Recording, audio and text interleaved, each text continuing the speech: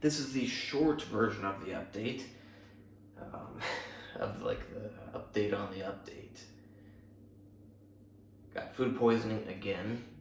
So the theme of constant setbacks continues. First it was the big C, then I had a heart complication from the big C. Then there was something else I can't remember. Then I tore my biceps. Then I got food poisoning. Then I got food poisoning again. So things are not going well for the bodybuilding prep. At the end of the day, this bodybuilding competition is not important. I want to do it. I was excited to do it. It's a good thing to push me, to push myself. It's a good thing for self-gratification, to feel good about myself. It's a good motivation to just improve my physique and my everything. But it's not that important.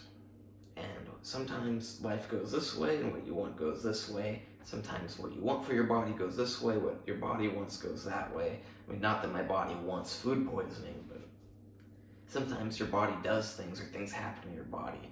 And it's not what you want. They're two different things. And it's like standing in front of the ocean trying to stop a wave. You just can't do it. I was looking super great before I got food poisoning for the first time. I just got, well, I don't know if I'm actually over the second time because I took loperamide last night. And it lasts a long time and I haven't had anything come out of me yet. But yeah, physique, not looking good. And you would think after having food poisoning for a total duration of 7 days over the last 10 days, that I would be like beyond shredded and thin looking. But the first time I got food poisoning, I did keep eating because I wanted to get to 190. I got to 190, I got to 88 kilos. I'm down to 84 kilos now. I bet I could still rep out 315 for at least 3 or 4 reps. I don't know if I'd get 5. I'm still feeling weak because, when you've had food poisoning several days, not eating, losing all your fluids, electrolytes are out of balance, things aren't working quite right.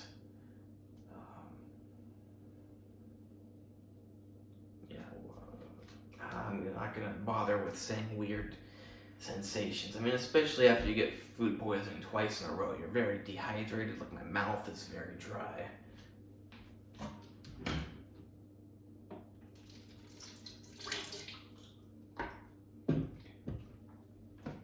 But my fluid balance is all off. Like I store a lot of water in my skin for some reason when I'm getting food poisoning. So yeah, things are not going to plan. Will I do the competition? Probably. Will I look as good as I wanted to look? No, not one chance of that. Probably what I should do is just call it off, relax, focus on next year. But it's 4 weeks away, so I may as well wait 4 more weeks, then call it off, relax. And I do take it also as a sign that my body just needs rest. It's like when I went back to California in the summer, I had a plan to ride my bike every day, swim every day, go to the gym every day, or run every day, swim every day, go to the gym every day. When I got back to California, what my body actually wanted to do was just lay in my recliner chair and do nothing. I had pushed myself very hard during the last school year, between school and MMA and bodybuilding and stuff. My body was very tired. But I ended up being very active that summer, doing a lot of walking, a lot of bike riding, some swimming, some working out, and some manual labor.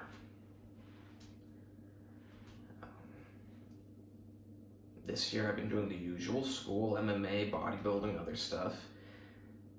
And, maybe that's why I got hit hard. I didn't feel sick this last time. I've got it several times. This last time it was just hit my lungs. And apparently my heart. Hit my blood vessels. That is a major target. Even now I'm starting to get tired. I made a 27-minute video. and I'm still recovering from food poisoning. Yeah. Maybe I'm pushing myself too hard. Maybe I just need to take a year of not pushing so hard for bodybuilding and MMA and other fitness stuff. Just med school alone is enough for most people. For most people, med school plus, 2 hours of gym a week is enough. For me, it's like bare minimum 2 hours of walking every day, plus an hour in the gym, an hour boxing, an hour wrestling. Not all in the same day, but the walking plus some other thing in that day.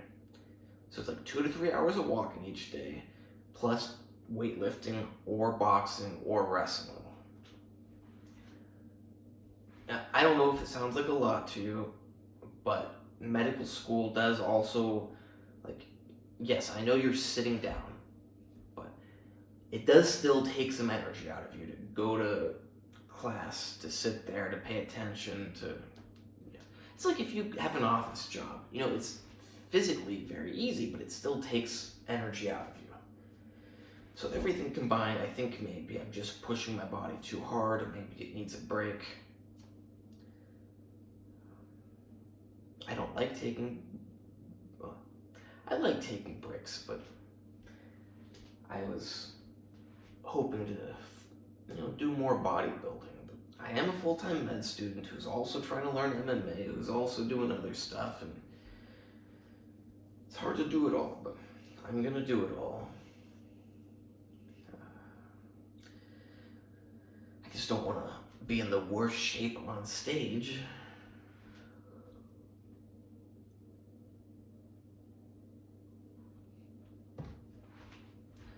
So what is there to say? It's like, I've done very little working out in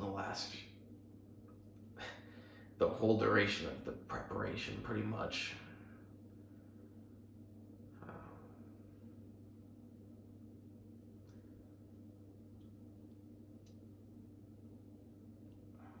So we will see. It's not that important at the end of the day. It's a little bit of a bummer, a little one, but it's ultimately not that important.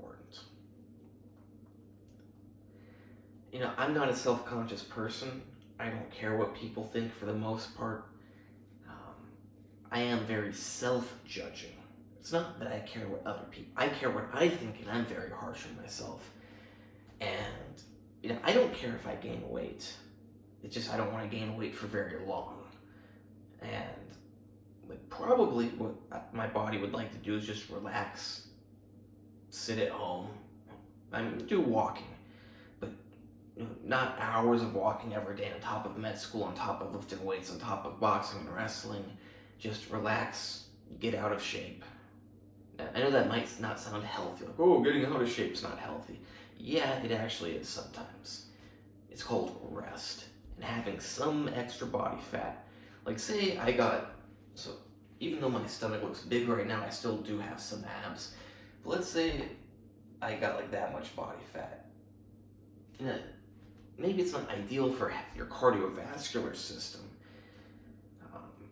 And it's not even that the body fat itself is healthy, but the relaxing lifestyle that leads to the accumulation of that body fat can be healthy if you've been overworking your body. Now, you'll get some people that say you can rest and not accumulate body fat. Yes, you can. But will you? Probably not. If you're resting and relaxing, you're probably also going to be a little bored. So you're probably going to eat at least a little more than you need to, especially if you're used to eating 4,000 calories a day. And I don't want to hear any of these geniuses go, you don't burn 4,000 calories a day. It's like, yeah, you actually do. I do. A lot of other people do. I like this YouTube guy, Greg Doucette. Years ago, I watched his stuff, but I think one time he said, you don't ever need 3,000 calories or 4,000 calories or 5,000 calories. I don't know for sure. This is years ago, but I think he said something like he only has to eat 2,300 calories. Once again, I liked his content. Obviously, he knows about fitness. I burn more than 2,300 calories a day. Also, if I do things that calculate my activity and the calories without taking into account my extra muscle mass and even just the weight of my body walking around, which means walking takes. So there's two big factors. One, if I'm 190 pounds at 5'7", it is a lot more effortful for me to walk. And two, the movement of my muscles require a lot. Like, not only is it more effort because I'm heavier and they have to move more, but the activation of the muscles requires energy. The more muscular you are, the faster you gas out because your muscles require oxygen and energy.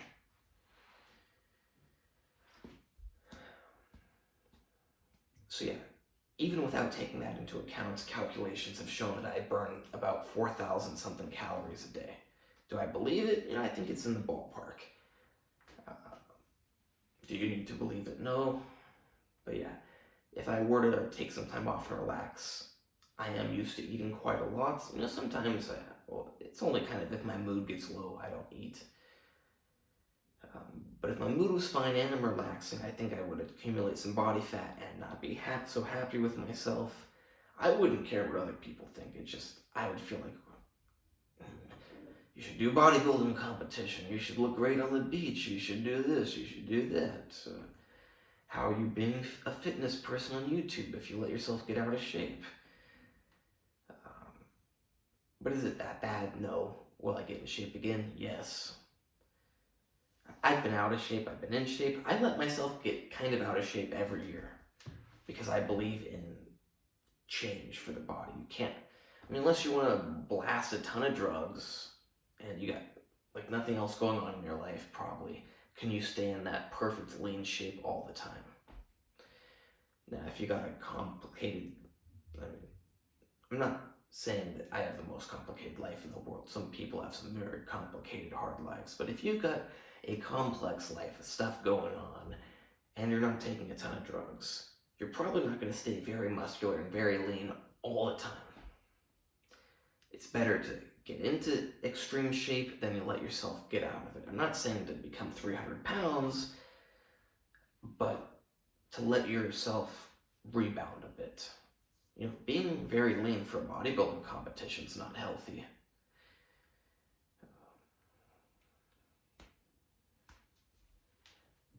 See, I don't know, maybe I'm pushing myself too hard. Maybe that's why I got food poisoning a lot. Maybe that's why I reacted so bad to the big C. Maybe it's why, I don't think it's why I tore my biceps, but I don't know, it just feels like nothing is going right with this preparation.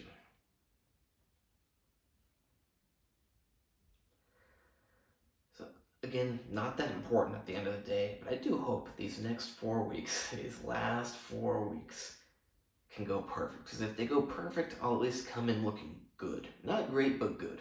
Good enough, hopefully.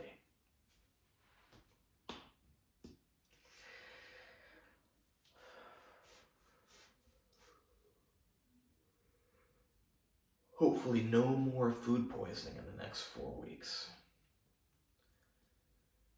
Main thing is I need to lose body fat, but again, it's like when your body is already very stressed from things, the last thing it wants to do is lose a bunch of body fat for no reason.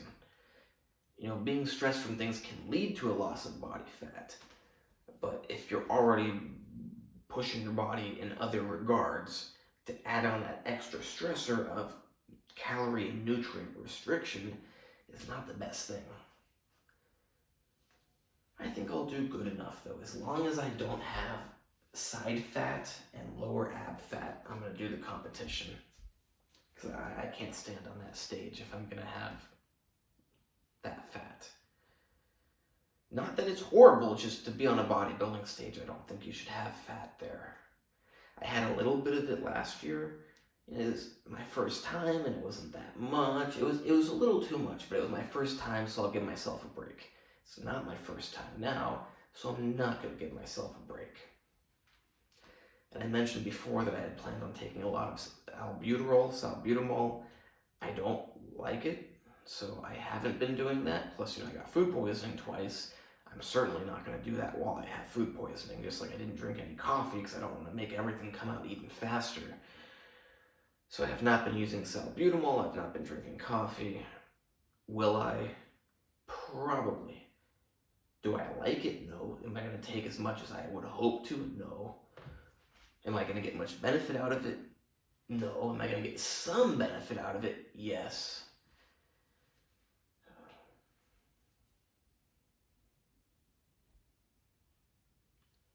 I don't know how it's going. Only time will tell. It's only 4 weeks away, so very soon we will see what shape I come in. I wish I had footage of before I got food poisoning for the first time, because I was looking so good. Muscles were so glycogenated. I was 88 kilos. Also, my gyno's gotten really bad lately. I'm taking 3 medications for it. So I want to hit it on every angle.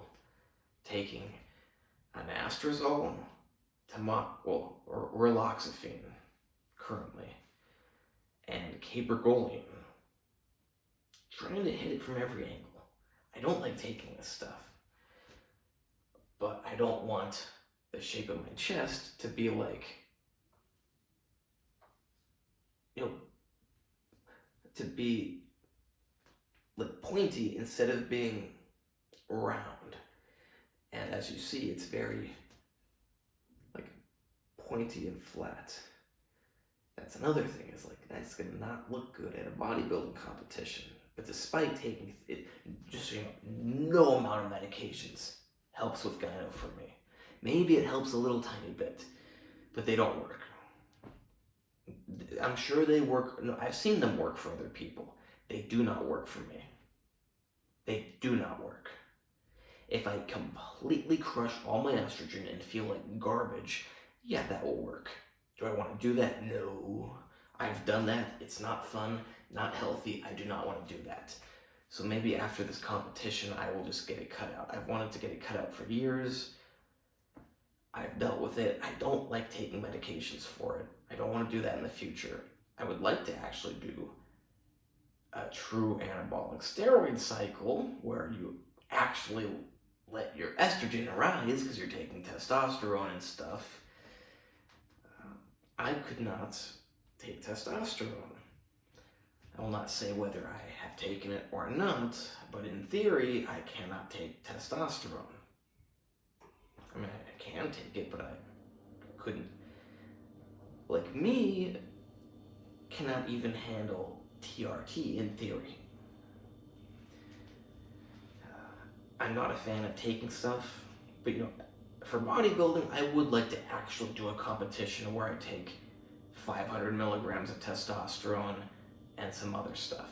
I can't do that currently. It would be fun, but I can't. I don't want to have like gigantic gyno. So maybe I will get this cut out after the competition, and then maybe next year I would do a real cycle. Cool thing is, I found out in Belarus it's legal to do that. Still, for privacy reasons, I would not say if I did do it. I would just say, possibly, maybe in theory, and maybe you would see that I got really big. Hopefully you'd be able to see. Yeah, I would like to do that. I like bodybuilding. I want to take it to the next level. Could I do that? Like, I could do that this time if I hadn't got the C, got the heart attack. I can't remember what else happened, and then I tore my biceps, then I got food poisoning twice, and just so you know, after you have a heart attack, you're kind of weak for a while after. After you get the C, if it hits you hard, you're also weak afterwards. So it's like just one thing after another.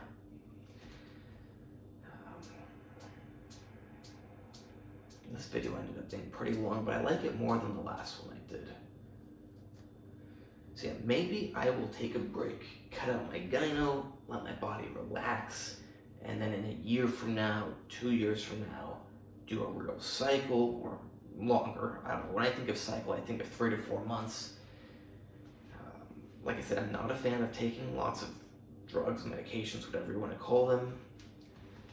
But I would like to do a bodybuilding competition and be actually pretty. I'm big, but I'm not pro level body.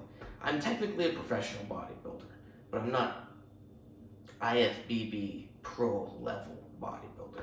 Especially not right now. I don't look that good. But if I was 88 kilos, how I looked before food poisoning, and I had leaned down a bit, I think I could somehow get into IFBB pro men's physique or classic physique or something at the lowest level. And not the high level, but at the lowest, perhaps. I know I don't look that great on camera, but 190 pounds at 5'7" when I'm reasonably lean, that's actually a pretty good weight, considering that there are weight caps for classic physique. I think that I could, at least make it into those. I'm not trying to, but for people that watch this stuff, maybe that's a good thing to compare to. See, I don't know. We'll have to see what happens in 4 weeks.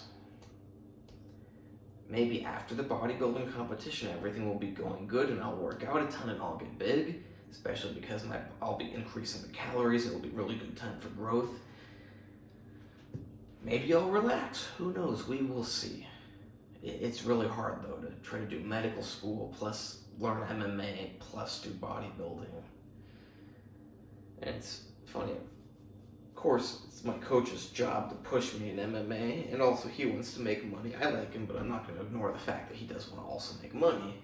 But also, as a coach, you should push your student to push themselves. But sometimes I get the impression that he doesn't understand that, going to medical school and being a professional bodybuilder actually takes quite a bit of time and energy. He doesn't understand why I don't have more time to focus on MMA. And it's like, because I'm doing other stuff. I think it's very important to learn MMA. That's why I'm doing it. If I didn't, trust me, I wouldn't do it. It's fun sometimes, but especially if you're already really busy, most of the time I do not want to go practice MMA. I do it because I think I should. Because I know I should. And actually when I did this and pushed on my stomach, I feel like my stomach is sore. But I think I'm able to eat normal now. I do need to take a shower and get to sleep. But life is good. Lots of setbacks, but at the end of the day, being in good shape on some arbitrary day of the year for a bodybuilding competition is not that important. I had a good time hanging out with my wife and some friends last night. That's more important.